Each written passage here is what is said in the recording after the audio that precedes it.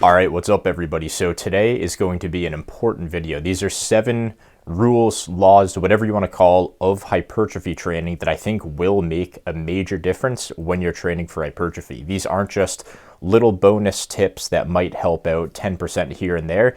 These are tips and pieces of advice that will make a major difference in your training or will prevent you from falling for very common misconceptions that are constantly promoted by influencers that don't know what they're talking about and get the results through drugs. So to get off that little tangent, I have a couple quick announcements for the channel. So one, I finally ordered a camera.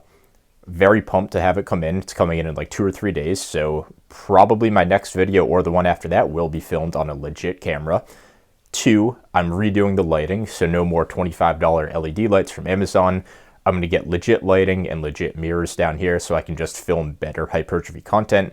My cheap LED lights kind of wash out my physique a bit and wash out the quality of the video so it just doesn't look as appealing. That will be a major upgrade. And then 3, I will be starting, I've been thinking about it for a while, but I'm officially going to start the Road to 18-inch arms series. So I'm going to be posting once a week. It will be a recap in some form of my arm training for that week. I'm going to film every single set I do for arms and document the entire journey to 18 inches, whether it takes 3 months or 3 years, who knows? I haven't done it yet, and who knows if I can even get there, but I think I can. That's why I'm going to make the documents of it and make the document. Does that even make sense? No. That's how I'm going to document it. So with that said, appreciate you sitting through it.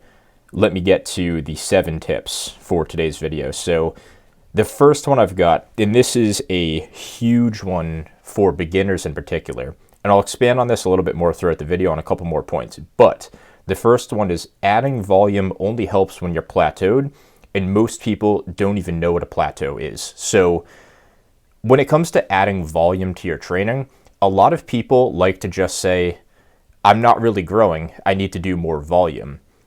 That's not a bad conclusion to come to, and it can be kind of logical, but if you haven't been making gains doing what you're currently doing, the issue probably isn't your volume. The only time volume is generally going to be the thing holding you back is when you have been making good progress and all of a sudden it starts to slow down. That's when adding a set, adding 2 sets, adding a little bit of volume here and there can actually be useful. So volume is only really useful, adding volume that is, of course, when you actually need it. So when you're plateaued and you're not making gains, that's when adding a set or 2 can be very helpful. But if what you're doing isn't working and you're doing more than like 2 or 3 sets a week, adding volume probably isn't your fix. And for the beginners out there, it's probably because you're either not picking good enough lifts, you're not training them hard enough, or you're just not doing them properly. So volume is only the answer in very specific cases. And if what you've been doing, and I can't stress this enough, if what you've been doing hasn't been working, volume probably isn't your solution. There's something else going on. So volume, important variable to keep track of, but it's only something that matters once you know what you do works, then it becomes a variable that you can adjust. So that's huge for beginners. Please seriously take that into consideration. It's very important. More isn't always better. Quality over quantity. Volume matters once you start making progress, and if that progress does hit a legitimate plateau. Point number 2, stable lifts are best for mechanical tension. So what I mean by stability is, do you have something that is opposing your force, to put it in simple terms? So think about something like a preacher curl, where my elbow is being driven into the stable pad of the preacher bench. If I'm doing a standing barbell curl or easy bar curl, my front delt is what's preventing my elbow from going back. So there's a little bit less force production in a standing curl with no elbow support than something like a preacher curl. Of course, most people are going to be a little bit stronger on a standing curl because it's not quite as strict, and the resistance profile is a little bit more mid-range biased. So you are going to be a little bit stronger there, but the preacher curl supports your elbows. It's a very stable lift. Another example of a stable lift is basically all machines. So something like a hack squat, something like a seated chest press, whether it's plate loaded or pin loaded. Machines are incredible with stability, and that is what helps you drive mechanical tension. Mechanical tension is what drives growth, so stability is key. When people talk about machines not working for hypertrophy because it takes you out of your natural path. That's actually something that the machine does properly, is it forces you to work in a bar path that actually is designed to train that muscle properly. Of course, there's going to be situations where guys are maybe a little too short or too tall for a specific machine, but that's the exception. That's not common. That's not very normal. So mechanical tension is key. Stable lifts, whether it's a machine or it's supported through something else like a bench, that is an excellent way to drive mechanical tension and ensure it. Very important. My arms have grown from 16.5 to 17.5 from prioritizing stable lifts. Not from getting a pump, not from driving up the volume like crazy, not from a mind-muscle connection, not from doing lifts that go through my natural bar path. They're from doing lifts that are incredibly stable, so a Smith machine JM press and a preacher curl, and training those as hard as I possibly can. The volume that I've done to get my arms from 16.5 to 17.5 would shock you at how low it is, because quality lifts and quality effort levels with a good proximity to failure is what drives growth. A little bit of an expansion on point number 1. Point number 3, mechanical tension drives growth, so building again off the second one, not the pump. The pump is one of the most overrated aspects in training. As of now, there's very little, if any, evidence that the pump is even close to the primary driver of growth. I'm not a science guy, so if you want the science from this, go look at someone else's channel or someone else's page. I'm not the person to ask about the science. I just can't explain it as good as anyone else can, or even understand it as good as anyone else can. But when it comes to the pump has basically nothing to do with mechanical tension. There could be some role that it plays in muscle growth, but it basically means nothing. If I'm able to make great gains in this freezing cold basement where I don't even get a pump from November through April, I think you'll be fine not getting a pump. Similar point for number 4. This one is a little bit more common as a misconception. People tend to overrate the mind-muscle connection. The mind-muscle connection is extremely overrated. This is a situation where if you look at the evidence of what lifts provide the best growth, they tend to be length and biased lifts. So something like a preacher curl, and even just in my own anecdotal evidence where I've brought my arms up a significant amount in just 1 year, preacher curls have done the majority of that growth. They've taken basically all of my volume. They're the only lift I've been doing consistently for the majority of this year. With something like a preacher curl, I don't feel my biceps working whatsoever. I feel a little bit of like ache in my forearms, a little bit of ache in the forearm bone. I feel my wrists kind of like aching a little bit, but I basically feel nothing in my bicep. It's a length and biased lift. I feel nothing in the contraction because there's no tension up there in the contraction. So the sensation is the opposite of what the mind-muscle connection people would tell you is productive. But the growth that I get out of it because of the resistance profile, the stability, and just the overall mechanics of the lift is basically unmatched. So when you take lifts that put your muscle in a lengthened, biased position, you won't feel a whole ton of sensation because sensation is strongest in the fully contracted position.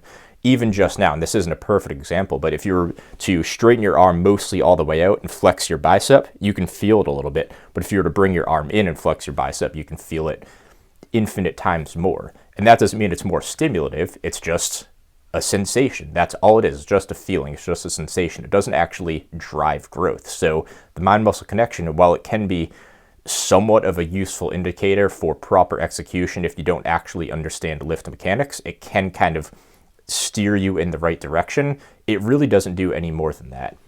And I get so many people that are like, oh, I don't feel this muscle working. I don't feel my back working on my back lifts. It's like, that's not what matters. You have to worry about execution. That will always override the mind-muscle connection. Number 5, isolation lifts are not inferior to compound lifts. So you get some people that take the whole compound versus isolation thing to an extreme, and in reality, they're comparing the wrong things. It's not compound versus isolation, being compound being the lift that drives growth and gets you 90% of your gains, and isolation is just kind of the fluff and pump work. They're comparing the wrong things. It's not about how many joints are involved in the lift. That doesn't matter. It comes down to the resistance profile of the lift, how stable it is, and how much mechanical tension that lift can provide. The real issue when it comes to why so many bros and so many people say compound lifts are the end all be all is because they treat compound lifts and they train them in a way that's actually generally productive for hypertrophy. And then they treat their isolations like fluff and pump. Like they'll go do their curls and they'll just do 3 sets of 10. They don't worry about proximity to failure. They call it an accessory lift. They always do it at the end of the session. They don't worry about progress whatsoever. They don't even measure their arms. Like, that's the problem. It's not the fact that it has one joint involved in the movement instead of 2 or 3. That means nothing. It's about how you actually treat the lift. And some lifts, some lifts are just bad lifts. There's bad compound lifts, there's bad isolation lifts, but it's not about it being a compound or an isolation. So stop leaving gains on the table by half-hearting your isolation, go all out, put your highest possible effort into a stable and productive compound and isolation lift, and your isolations will grow you the same way your compound lifts will, as long as they're good lifts. It's not like your body's like, oh, it's a single joint lift, it just doesn't work because it's an accessory.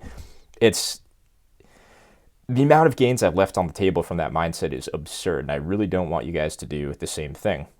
It's been common for way too long.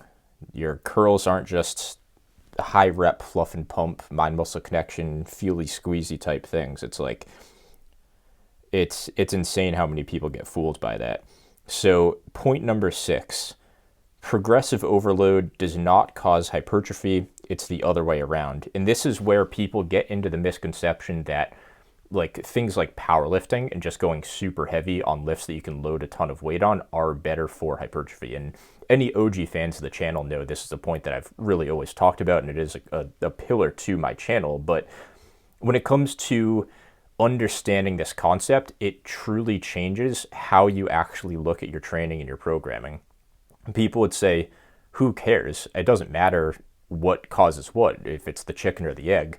But it changes how you look at your programming. It doesn't actually like matter, but it kind of does matter. So when it comes to looking at progressive overload as the driver of hypertrophy, lifts like a sumo deadlift, a low bar squat, like above the knee rack pulls, excuse me, the heaviest lifts, you can technically progress in a tangible sense faster than any other lift because the increments of the jumps that you make are much smaller. When you look at that lift that's 500 pounds, so say a sumo deadlift, adding 5 pounds is a tiny little percentage. If you're adding 5 pounds to say a 75-pound preacher curl, that's a big jump. So you're going to be making less progressions. So on a lift that you can have a tangible progression in, that you can see in your notebook, in your training log every week basically, you'll tend to bias the lifts that you can see more tangible progressive overload on because you think progressive overload drives hypertrophy, when in reality this isn't the case. And this is why so many people write off lifts like preacher curls and call them an accessory, when in reality they can bring you from intermediate to advanced or elite arms just by training it how you would any other lift. And the amount of lifts that get left on the table in terms of effort and focus is absurd just because people think the loading of the lift makes a difference. It doesn't matter if it's 100 pounds, if it's 600 pounds. It's about your proximity to failure and how much mechanical tension you can get from that lift. That is ultimately what it comes down to. The more you grow, the more you can progress. Of course, there's a few other factors like cheating your technique or just getting more efficient at a specific lift.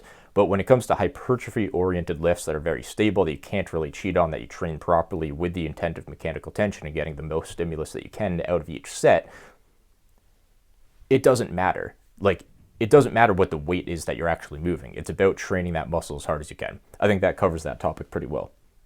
And the final point, this one is another misconception I see all the time. Similar-ish to the 6th point. So number 7, setting measurement goals, like muscle measurements, is more productive than setting strength goals. And I speak from experience in both of these sides. I set strength goals, and I was believing the opposite of my previous point. I thought progressive overload caused hypertrophy, and I got very strong at not very stimulative lifts, very short range of motion lifts that I would just go to powerlifting competition standard, so I wasn't getting a very big stretch or much range of motion on any of these lifts. I was doing them below the ideal rep range for actual stimulus, and I was not nearly as jacked as you think I would be because I fell for these misconceptions. When it comes to setting strength goals in the gym, what ends up happening is the metric, when that becomes the goal, it's no longer a good metric. I can't remember who came up with that quote, but it's spot on for strength standards and setting strength goals. And don't get me wrong, if you're someone that enjoys and appreciates strength, that's fine. This is a bodybuilding channel. So if you don't care about strength and you don't have to, then don't waste your time focusing on strength goals. Focus on measurement goals. And ironically, what got me from 16.5 to 17.5 inch arms was setting the goal of hitting a 17.5 inch arm. It wasn't just, let me get strong at the big three and do some accessories and hope my arms grow. They got stuck at 16 inches for so long. I was benching 330, 225 for 20. You guys all know this by now, but I had all these big numbers, but it wasn't stimulative enough because my range of motion was so short, my grip was so wide, my chest was arched like crazy, and I didn't set measurement goals. I just hoped that getting strong would get me big. And to an extent, this is true, especially if you do it on proper lifts and you have good form. If you set strength goals on something like a hack squat or even a preacher curl, you can't really cheat these lifts. So as long as your range of motion is full and as long as your tempo is somewhat controlled, you can set a strength goal here and that's fine. When you set strength goals on lifts like the power lifts, you'd be surprised how many people get pretty strong on those lifts in a powerlifting sense and don't actually look the part. I'm a good example of that. And is that going to happen to everyone? No, there's going to be people that can train like a powerlifter and they'll still be 10 times as jacked as someone like me or you would doing that. But it is a thing that I think is worth watching out for. So when it comes to setting measurement goals, this is something that will put you in the mindset to optimize true stimulus. So when I know that I'm going to measure my muscles every week, every 2 weeks, every month, however you do it, I'm subconsciously thinking I need to optimize my program and my effort levels in my training to be able to hit that goal. So you take the bros that say, just do dips and chin-ups to grow your arms. Isolation work doesn't work for your arms. It doesn't grow them. If I was to tell that person, all right, fair enough, let's measure your arms once a month for the next 12 months and see what your progress does, they would probably learn how to actually properly train their arms and apply proper effort to their arm training. That's exactly what I did. Last December, it was my New Year's resolution. No, it wasn't a New Year's resolution, but it was my goal for this year. You guys know what I'm saying. So I set a goal of hitting 17.5 inch arms and I hit it because that was my goal.